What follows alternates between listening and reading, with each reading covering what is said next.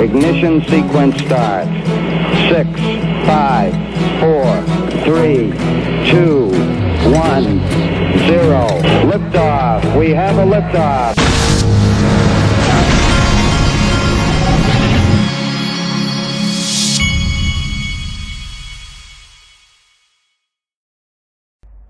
Hey everybody, this is the Digital Asset Investor, and you've got to watch the first minute and a half of this clip right here.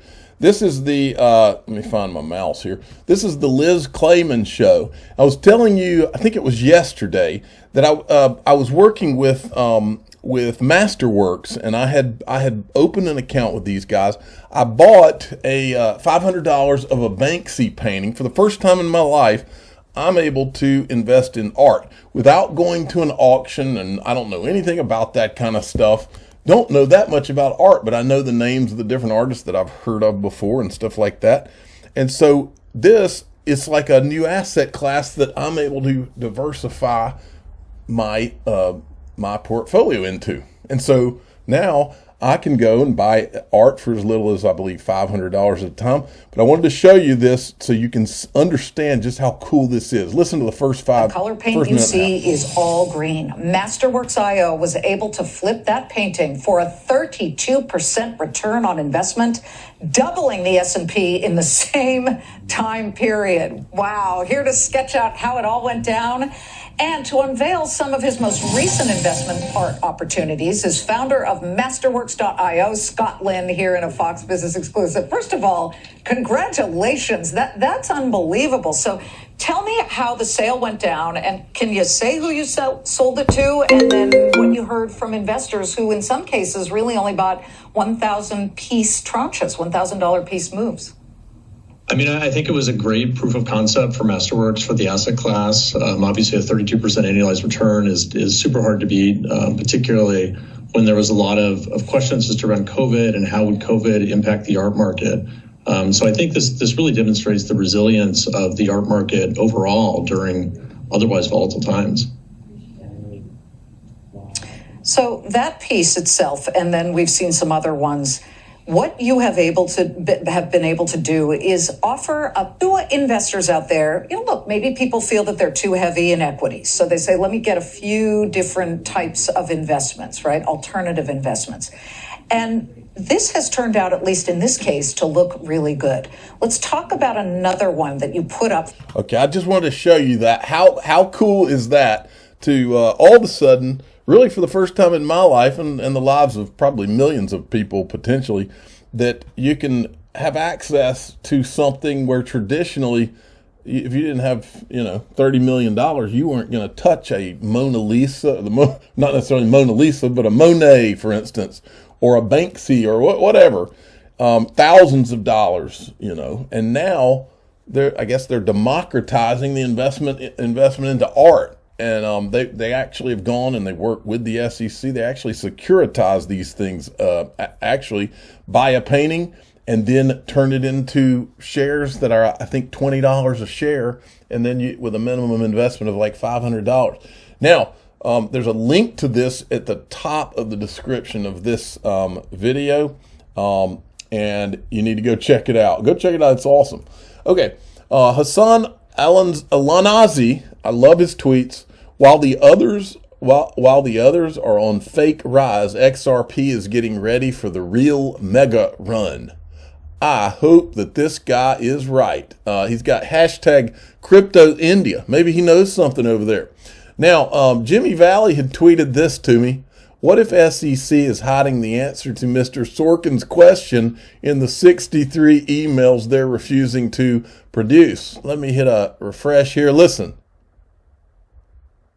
When cryptocurrencies were backed effectively by governments, right? That this could become the future. And so one of the things that I think people wonder about is if something like that were to ultimately happen, would that be validating of all of these new forms of currency, whether it's Bitcoin or Ethereum or any of these other kinds of things? Or would you think that would ultimately crowd out these things because you'd finally have a regulated version of this? I think we'll see. It's a good answer. I like that clip. So I retweeted that and I said, no doubt the SEC, Federal Reserve, CFTC, Treasury have a bigger plan. They don't want us to know. I do believe that, folks. In fact, the bigger plan is a great thumbnail. The bigger plan, I'm writing it down. They do have a bigger plan. There's no question about that. They didn't count on John Deaton or the decentralized XRP holders working to find the truth. The truth will set the United States and the world free. We're ready for it. We can take it. XRP is going to shock the world. I agree, Jack the Rippler. This is when Charles Gasparino was on Fox Business the other day. Ripple has said it's confident it's going to win lawsuit and IPO after possible positive outcome. Shock the world. That's a thumbnail too. Shock the world. I hope it does. I'm that's why I'm here. Ripple tweeted this today. Our own James Wallace, VP of Central Bank Engagements and CBDCs, joins other industry stakeholders in this webinar. Learn about the benefits that new forms of digital money can bring to wholesale cross-border settlements and the innovative use cases that can be delivered. That's from the Digital Pound Foundation has put that out, and he'll be there. So, by the way, the digital asset that you own, let's say your dog coin, is there a company that's working on a use for your dog coin with someone with the title VP of Central Bank Engagements and CBDCs? I thought not. XRP is the one, folks. XLM is the other. Okay. I put this out today. I had gotten into the book, and I recommend that you all go out and buy it. It's called Out of the Ether, and I forget what the author's name is. Here's a few clips that I took from it, and I was making a point here. So Ether had an ICO. We know that they helped to disguise whales. These are all their own words. We know there were DAO attacks that nobody, to my knowledge, has ever really gone to try to find out who did it and get the money back, or to go find out who did it and prosecute them, which is interesting to me. And I said, we also have the financial story of the century being ignored by the mainstream financial media. These are the clips that I thought were interesting. I'll take, let me get, let's say there was a couple of more here. Ethereum arguably initiated the first ICO, given that it went on to have such an important role. At the end of a 42-day sale, 60,102,216 Ether had been sold to the public. In return, the Ethereum Foundation got a stash of 31,529 Bitcoin, which was worth about $18 million. Now the co-founders had to address the pre-mine and all this. Anyway, you go through this, folks. All anybody would ever have to do to get to the bottom of the disguised whale purchases is to follow the money, folks. But you know what? A funny thing happened along the way here, folks. We've been pounding and pounding and pounding. And let me remind you here, before I go any further, is all we ever wanted was a level playing field. We didn't want to have to uncover the timeline. We didn't want to have to go out and find the video of their own words. We were forced into that corner, but they couldn't give us a level playing field. They had to work behind the scenes with the SEC to get Ethereum a free pass and get Bitcoin and Ethereum out from under security laws at the expense of all the entire rest of the industry in 2018. And then they, not only that, but they had to then gloat about it and then brag about how it's going to be tough for other digital assets because they're not going to have that clarity. Then they had to go out and gloat. Then they had to turn around and sue Ripple. Okay? It didn't have to go this way. Well, here's the problem they have now. Now everybody is kind of getting onto this thing, and you make no mistake. Kavita Gupta, who used to work at Consensus and was there during the Brooklyn Project, you think she doesn't know where bodies are buried? Kavita Gupta must be watching the pounding that Ethereum and Consensus has been getting in the social media. just their own words in the timeline, but she must have or her attorneys must have noticed, because she is now suing Consensus. My most difficult social media post, my side of the story, and our legal notice. So she's now suing them, okay? And this guy did a whole thread on it. It's a house of cards. That's the thumbnail word too. House of cards. It's exactly what it is.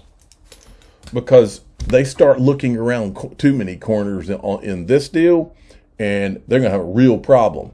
So this guy did a thread on it, and it's worth looking at the whole thing. There's a huge lawsuit underway at Consensus no one is talking about. Don't worry, we're talking about it now. And it reads like a National Enquirer piece. Kavita Gupta was a general partner at Consensus alongside Joseph Lubin. She managed a fund $13.5 million to over $300 million from 2017 to 2019 until she resigned to teach at Stanford. 2 years later, she's asking for the carry she's entitled to, 20% of profits or $50 million. Problem, Lubin won't pay. In a new lawsuit from last month, she alleges Lubin won't pay so he can keep the carry. As the other GP, she would be entitled to the profits and not Consensus. Gupta further alleges that she left Consensus after numerous cases of misogyny, hard drug use, and illegal payments. She didn't want to leave. She had to and shouldn't be penalized for it. But what does Lubin and Consensus have to say? Gupta lied about her resume and was asked to resign, meaning she lost her right to the carry. According to a separate filing after Gupta's Consensus alleges Gupta lied about degrees from Harvard and MIT, a job at McKinsey, space tech patents, and even a stint with NASA. Consensus claims Gupta presented fabricated documents to back up her claims. Consensus claims Gupta lost her carry after the fraud was discovered. With her suit, Consensus is now countering, asking for her salary, bonuses, and any equity given back. The curious part is the time discrepancy between the resume fraud being discovered and her leaving the firm. The court will have to weed its way through two different timelines. Takeaway, this is the interesting part, folks. One of Ethereum's most important VC firms is about to go through a messy legal ordeal. It could have implications for every founder, project, and token involved. Extra, all this information is public and stated in linked documents. I have no affiliation with either party, but find it interesting given Consensus' place in the larger ecosystem. Let's focus on this one. First I wanted to show, well, it's over here. Let me go pull this back. Yeah. I said, is it somewhere between A and Z? And I copied Jack Dorsey and Elon Musk. Remember back a few months ago or a few weeks ago when Jack Dorsey and Elon Musk were going back and forth about Web3, and one of them said something about A and Z, and they were referring, I think, to Andreessen Horowitz. And I don't know for sure, but I think Andreessen Horowitz could be one of the big VC firms they're talking about. Might not be. I don't know. Takeaway, one of Ethereum's most important VC firms is about to go through a messy legal ordeal. I wonder if Kavita Gupta may enter into evidence our timeline of the Ethereum free pass. I wonder if she wants to talk about that at all. I bet she knows some things. I know she was there during the Brooklyn project, folks. And then there was this part, and by the way, Preston Byrne, if you remember who Preston Byrne is, he's the attorney who, back after the Ethereum pre-sale, said that he thought there were illegalities and that they were actually, it was primarily mega whales that were purchasing the Ethereum, and that they were trying to make it look like it was some sale that went to all these random people around the world. He tweeted this out. He says, "Yikes, Kavita Gupta taking no prisoners with this complaint."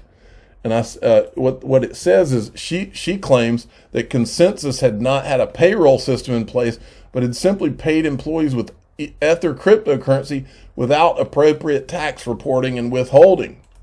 And I was asking the IRS if they weren't doing that, what do you think they were doing when they were helping to disguise whale purchases during the Ethereum ICO? Then Preston Byrne tweets this out. Pleased to have my doubts about the legitimacy of the ETH pre-sale quoted in the Infinite Machine. Let's see what he had to say.